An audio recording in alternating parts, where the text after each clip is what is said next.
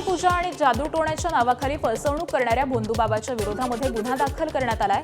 अघोरी पूजांच्या नावाखाली लाखो रुपयांची फसवणूक केल्याप्रकरणी कमलेश शिवकुमार अधिकारी आणि गौरी कमलेश अधिकारी यांच्या विरोधामध्ये पुण्यातील लोहगाव पोलीस ठाण्यामध्ये गुन्हा दाखल झालाय। लोहगावमधील रत्ना अशोक वाघ यांच्या तक्रारीनुसार हा गुन्हा दाखल करण्यात आलाय। संबंधित आरोपींविरोधात नाशिक इथे देखील तक्रारी दाखल झाल्याची माहिती समोर आल्यानंतर अनेक पीडित नागरिक एकत्र आलेत।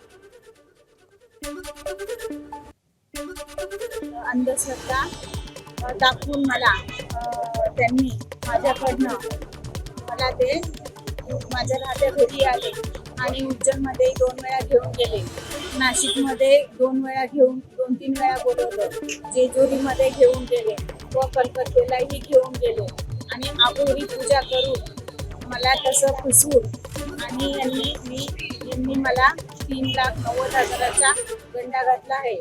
हे जे 2 बंधुबाबा आहे यांनी त्यांना भीती घातली की तुम्ही जर का मी ज्या गोष्टी सांगते ते जर का तुम्ही केले नाही तर तुम्ही वेडे व्हाल, लोकांना दगडे मारत फिराल आणि मुलगा तुमचा आत्महत्या करेल, फास लावून घेईल अशी भीती घातली आणि त्यांना बरेचसे यज्ञ वगैरे करायला लागले। सगळ्या पूजेचा खर्च साधारण 3,90,000 रुपयाचा खर्चही केलेला आहे।